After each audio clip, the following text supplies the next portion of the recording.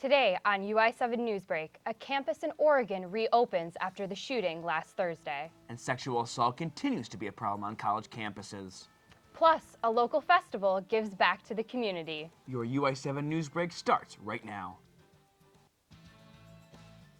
From the Richmond Journalism Teaching Studio at the University of Illinois campus, this is your UI7 Newsbreak, your U of I news source.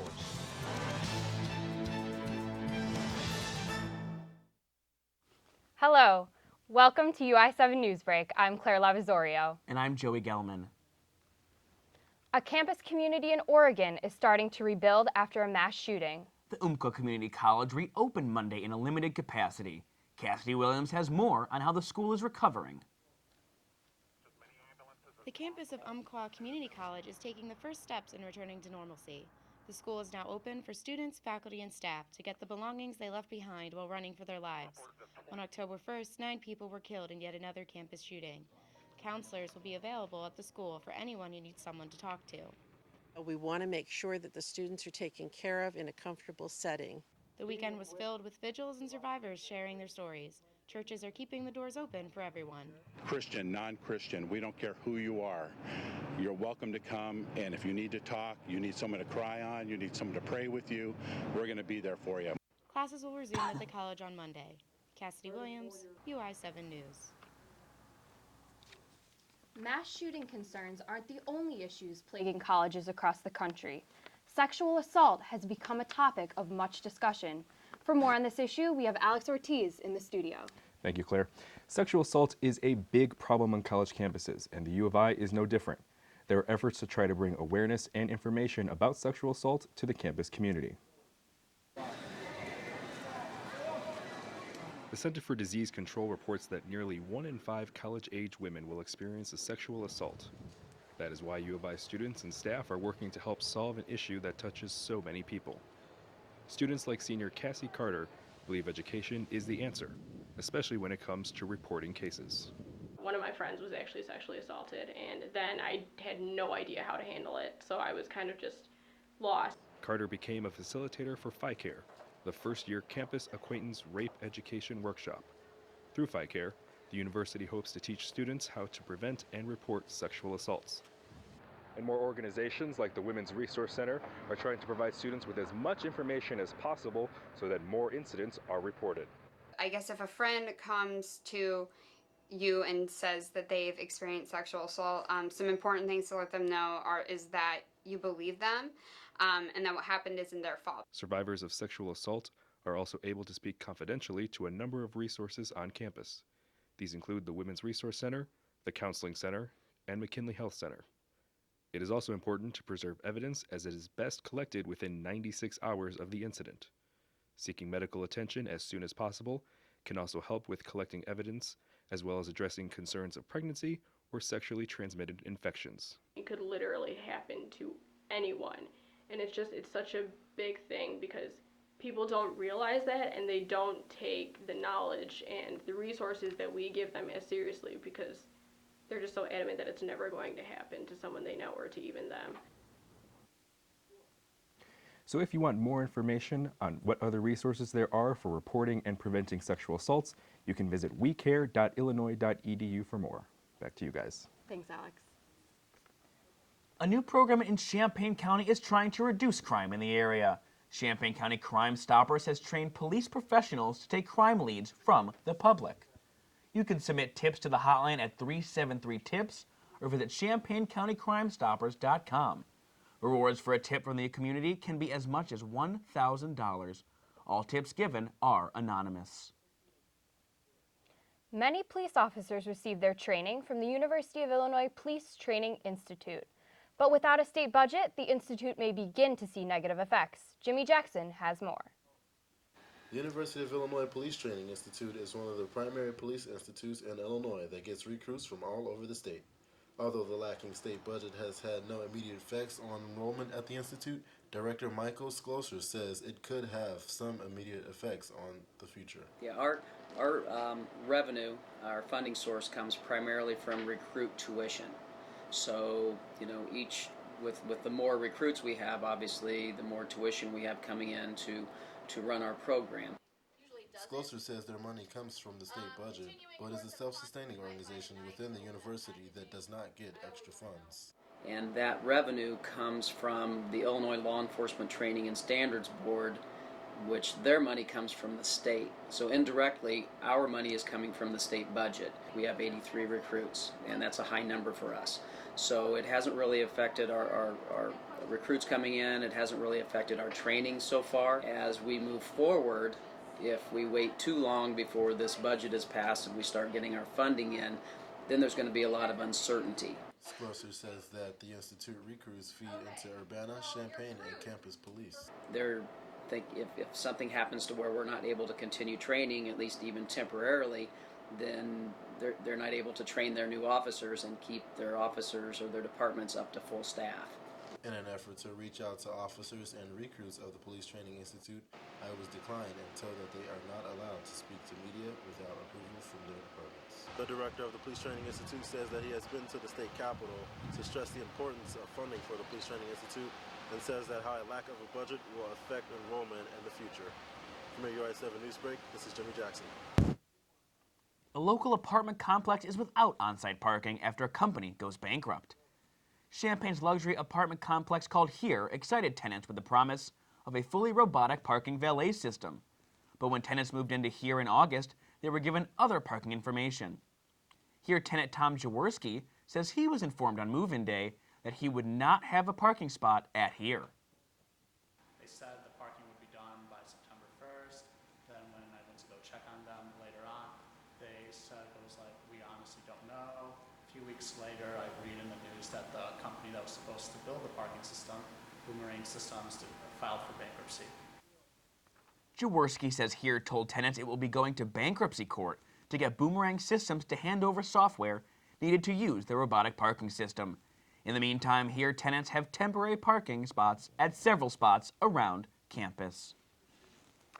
After this short break, a harvest festival with a greater purpose. And your food labels might be deceiving you. Labels that read organic or sugar-free may not be as healthy as you think.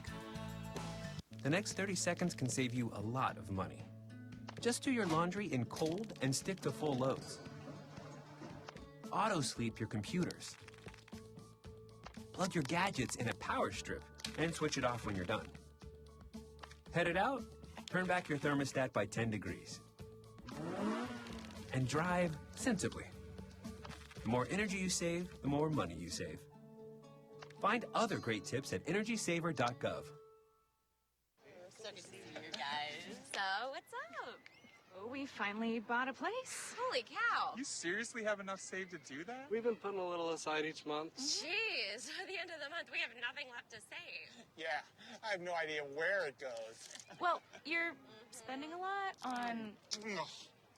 Was it good? Oh, how is my account overdrawn? When it comes to financial stability, don't get left behind. Get tools and tips for saving at feedthepig.org. Being a dad can be tough. No. What do you mean she's not coming? When's the fairy princess coming? Any minute now. But when you're willing to do anything... It is I, Cruz Zinkelpel. Okay, time for cake. It's always worth it. I know it's really you, Drew. I'm just pretending for the other kids. The smallest moments can have the biggest impact on a child's life. Take time to be a dad today. Call 877-4DAD-411 or visit fatherhood.gov. What do you think it would be like to teach? Chances are, you have no idea. Teachers today are breaking down obstacles, finding innovative ways to instill old lessons, proving that greatness can be found in everyday places, and that you don't need to be famous to be unforgettable. That's what it's like to teach.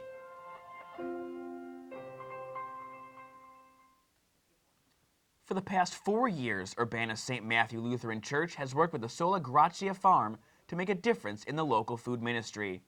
Gianna Marzetta has details on what they're doing to help out.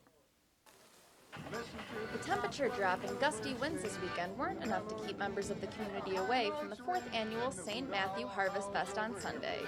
Pastor Bob Rasmus said the church began working with the farm 4 years ago when they wanted to do something different to make an impact. They've held the Harvest Festival ever since. We were shocked by the incidence of hunger, especially among kids in Champaign County and surrounding areas. And we were just really convicted that we needed to respond to that in the way that we could. The church and farm decided to partner with the Eastern Illinois Food Bank, vowing to donate at least 10% of what they grow on their farm. However, Sola Gratia staff member Tracy Barkley said that every year they give at least 2 times that amount. We're at about 24% of everything that we're growing is getting donated.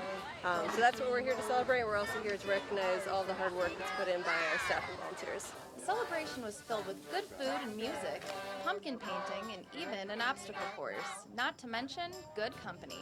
And at Sola Gratia Farm, shareholders and community members gathered for an afternoon of fun and all for a good cause. Help to sort of integrate this kind of relationship with the community into the young kids too. There are a lot of kids here. We want to teach them what it's like to love your neighbor. In Urbana, Gianna Marzetta, UI7 Newsbreak. September is National Hunger Action Month. Organizations took action last Wednesday by donating to the 8th annual Cans Across the Quad. The Office of Volunteer Programs set up the event with a goal of collecting 1,000 meals. The goal was surpassed before the event was even over. The food donated will go to the Eastern Illinois Food Bank. Last year, they provided over 6 million meals to soup kitchens, food pantries, and shelters in the area. The food bank says 1 in 4 children in Eastern Illinois struggles with hunger. Collections like the one on the quad help the food bank to continue to help families. As the calendar shifts to October, Curtis Apple Orchard and Pumpkin Patch is reminding people that pumpkins are not the only fall specialty. Curtis Apple Orchard and Pumpkin Patch gives locals and the U of I community the perfect fall atmosphere. The orchard continues to be filled as we get closer to Halloween, and everyone is looking for the perfect pumpkin. Office manager Chris Curtis says that orchard goers should look to another popular fruit this time of year when they are pumpkin picking. People tend to think October with pumpkins, but really it's a fantastic apples month as well because we're going to get into some high quality apples. People have heard of Fuji. It's perhaps the sweetest apple we have here. That's coming in. The Curtises settled in southwest Champaign in 1873 and made the decision to trade the traditional corn and beans in the area for apples, and they have not looked back since. The first portion of Curtis season lasts until October 31st, and winter hours go into effect November 1st. Foods labeled as organic or sugar-free may not be as healthy as they seem. Mary Maloney has the full story. A walk through the grocery store will reveal tons of ads and packages for foods claiming to be healthy. It can be confusing, but we consulted dietitian Paige Espenship to help decode what's fact and what's marketing spin. I have a kid's yogurt, and it advertises that it has no high fructose corn syrup. They've been able to keep the sugar down in this product by reducing the portion size. This is only about a little over 1/3 of a cup of yogurt. Paige warns that granola bars, perceived by many as healthy, especially if promoting less sugar, can be full of artificial sweeteners. Another confusing item is juice. The label says it's 100% fruit juice, so it's good for you. Or is it? Someone on 1,500 calories, which most kids are going to be at that level, that means about 30 grams of sugar per day. And this is at 22 grams of sugar already in just 1 box of juice. As a rule of thumb, when gauging the nutritional value of packaged goods, Paige looks for high dietary fiber and low artificial sugar content. And by far, Paige's favorite section of the store is the produce department. There are no hidden ingredients. What you get is what you get. Don't have to look at labels. You know it's good for you. For today's Health Minute, I'm Mary Maloney. One farmer in Oregon has grown a pumpkin that would be difficult to carry home. The pumpkin weighs almost 2,000 pounds. It's the 4th largest pumpkin ever grown in the world. It is also the largest pumpkin ever grown in Oregon. The farmer says it took an entire year of work to grow a pumpkin that size. It will be on display at harvest festivals for the next several weeks. That's all for this UI7 Newsbreak. Thanks for watching and have a great day.